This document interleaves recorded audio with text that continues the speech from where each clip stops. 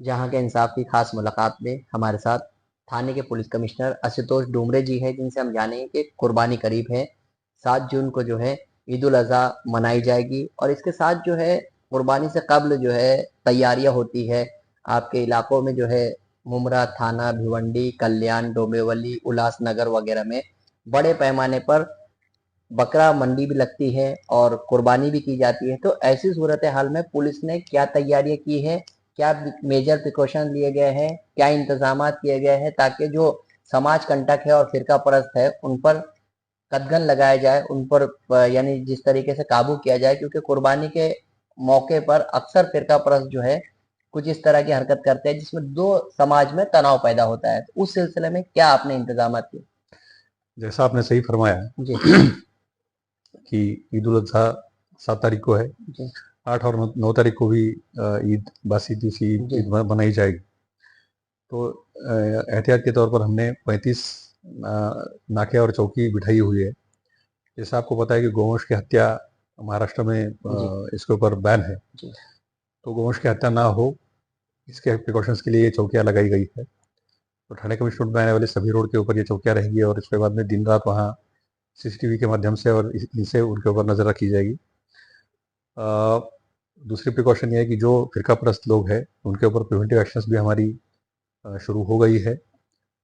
Meetings अलग अलग ली गई है, शांतता की मीटिंग हो या मोहल्ला कमेटी की मीटिंग्स हो, वो मीटिंग्स का सिलसिला जारी है।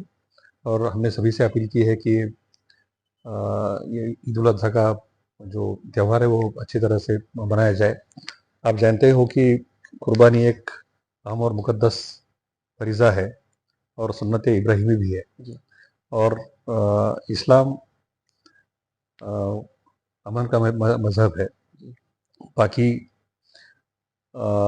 आधा ईमान है। जी तो मेरे मुस्लिम भाइयों से गुजारिश है कि वो अच्छी तरह से अपना ये त्यौहार मनाए। जी इसके साथ साथ कुछ हमें प्रिकॉशंस लेना भी ज़रूरी है। जी जैसे कि खून से लथपथ कपड़े पहनकर कहीं बाहर ना निकले। जी जो हलाल करने के लिए जो ये जी किया जाता है वो अ, उसे भी बाहर छुरी छुरी छुरी या सल्ला जो छुरी है। या सल्ला सल्ला जो है, जी सल्ला को बाहर लेके मत घूमिए। जी जहाँ कुर्बानी दी जा रही है वो चारों तरफ से ढका रहे। जी और कुर्बानी के बाद में जो भी कुछ बचता है तो उसको लेके जाने के लिए मतलब कहीं वो जी खुला ना हो, उसको अच्छी तरह से जी ढक के ढाप के लिया जाए। ढाप दे लिए जाए जी और उसको अच्छी तरह से बाहर उसका डिस्पोजल किया जाए। जी इसके साथ साथ 24 घंटा जी हमारा गुड मॉर्निंग स्क्वाड जो है उनको एक्टिवेट कर दिया गया है। जी जो हालात से हम लोग अभी अपना देश पूरा गुजरा हुआ है, जी तो वो हालात में किसी को भी ये मौका ना दिया जाए कि वो जी कोई उंगली उठा के कुछ जी अ, फिरका परस्ती करे। जी इसका मौका ना दिया जाए जी और शांति से ये उत्सव मनाया जाए। जिस तरीके से ट्रांसपोर्टर्स जो है दूसरे इलाकों से, दूसरे सूबों से यहाँ आते हैं, स्टेट से, तो बकरे की मंडी यहाँ लगाई जाती है, कल्याण, भिवंडी और दूसरी जगह। भिवंडी में फार्म हाउस है। मुंबई से भी कुछ लोग यहाँ बकरे की खरीदारी करने आते हैं। तो ऐसे में जो है पुलिस के मुतालिक ये कहा जाता है कि वो गाड़ियां रोक लेती है और ट्रांसपोर्टरों को जो है काफी परेशानियों का सामना करना पड़ता है। आम लोग जो बकरा मुंबई की तरफ ले जाते हैं उनको परेशानी का सामना करना पड़ता है। तो ऐसे हालात पैदा ना हो तो उसके लिए क्या हिदायत दी है? इसलिए बाकी जो हमारे बाजू वाले जो यूनिट्स हैं उनके टच में हमेशा हम रहते हैं जी कि वहाँ वहाँ कुछ तकलीफ हो गई है क्या। यहाँ हमारा पेट्रोलिंग हाईवेज पे चल रहा है, जी स्पेशली जब बाहर के स्टेट से यहाँ जी सुबह से बकरे यहाँ लाए जाते हैं। बकरे लाए जाते हैं या बकरे लाया जाता है। तो उसके लिए भी हमने पूरी तरह से, बाकी कोऑर्डिनेशन हमारा अच्छा है, उनके साथ में भी है और हमारा पेट्रोलिंग भी अच्छा है। और जहाँ कुछ कंप्लेंट आ जाती है जी तो इन यूनिफॉर्म में हमारी मोबाइल्स वहाँ रश हो जाती है ताकि किसी को मौका ना मिले।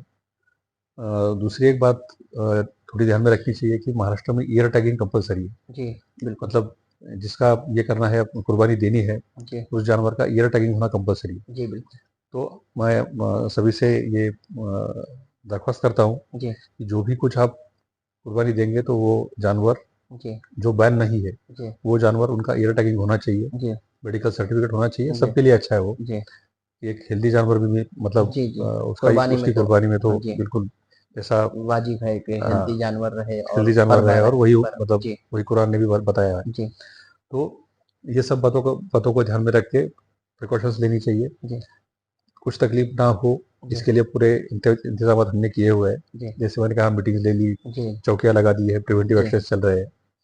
और जो एंटी सोशल एलिमेंट्स है, फिरका परस्त, जी तो उनके ऊपर विशेष ध्यान उनकी तरफ दिया जा रहा है। जी उनके ऊपर वॉच है, सर्विलेंस है, जी। ये भी हम लोग कर रहे हैं। सोशल मीडिया पर जो अफवाहें फैलाई जाती है त्योहारों के मौके पर, आमतौर पर कुछ मिस अफवाह फैलाई जाती है क्योंकि गौवंश हत्या कर दी गई, ऐसा कर दिया गया, उस तरह के लोग भी मौजूद होते हैं। तो ऐसे में उसको टैकल करने के लिए सोशल मीडिया का जो गलत इस्तेमाल होता है उसको किस तरीके से आप टैकल करेंगे? पहली बात तो ये है कि हमारा बहुत स्ट्रांग सोशल मीडिया सेल जी ठाणे कमिश्नरेट में है, जी जो पूरे कमिश्नरेट एरिया का पूरा ख्याल जी रखता है।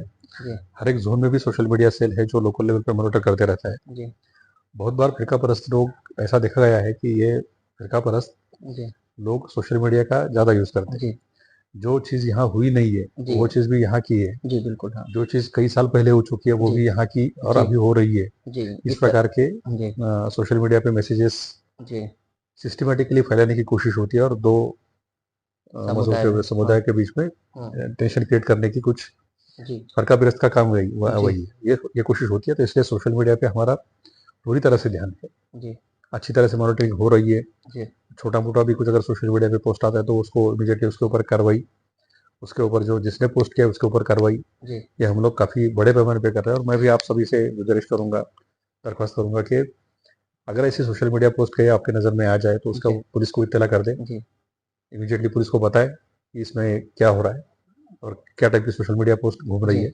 उसके ऊपर कार्रवाई की जाएगी।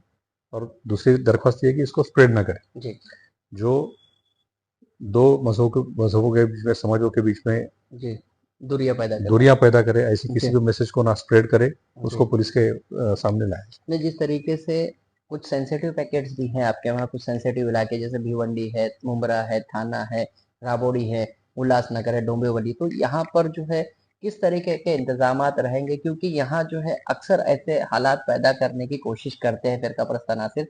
तो इस दौरान जो है कुर्बानी के दौरान जो है वो इस तरह से फिरकाप्रस्त अनासिर एक्टिव हो जाते हैं।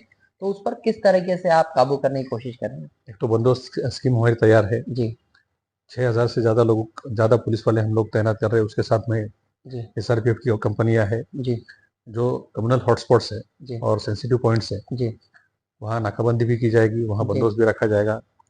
जहाँ नमाज पढ़ने के लिए लोग जी आएंगे, वहाँ भी बिल्कुल इंतजाम जी पुख्ता किए गए हैं। जी इसी के साथ साथ हो सकता है अगर वो दिन बारिश आए, जी बारिश का मौसम है, जी तो फिर ईदगाह पे नमाज नहीं अदा हो करने सकती के बजाय लोग मस्जिदों में। जी मस्जिदों में आना पसंद करते हैं। जी थोड़ा भीड़ का भी ये हो सकता है। जी तो उसके प्लानिंग के लिए पुलिस स्टेशंस को भी सबको इत्तला कर दिया गया है। और कंसर्न जो जी मस्जिद है, उनके ट्रस्टीज के साथ में जी मीटिंग लगा के किस तरह से अगर ऐसे हालात पैदा हुए तो क्या करना चाहिए, इसके लिए भी तैयारियां हमारी चल रही है।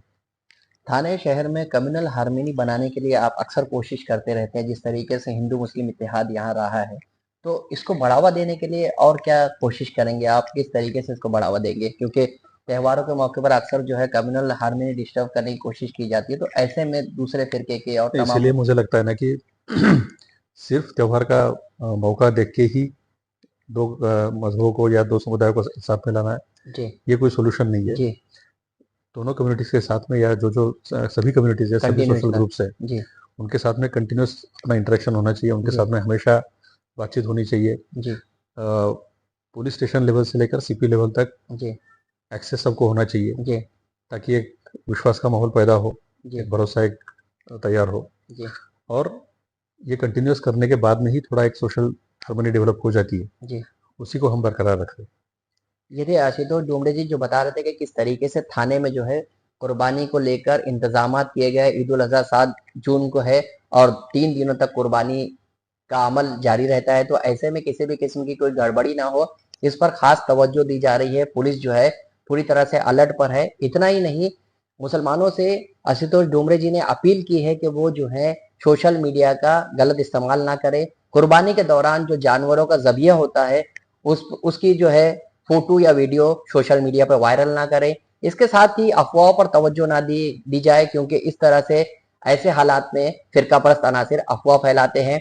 उन्होंने ये कहा है कि जिस तरीके से कुर्बानी की जाती है वो जो है उसके दौरान पाकी का ख्याल रखें, क्योंकि पाकी निस्फ ईमान है। और ऐसे में जो कुर्बानी का फुजला होता है और जो दूसरे असबाब होते हैं उसको जो है डिस्पोजल करने के लिए कचरा कुंडी का इस्तेमाल करें। जहां का इंसाफ की खास रिपोर्ट।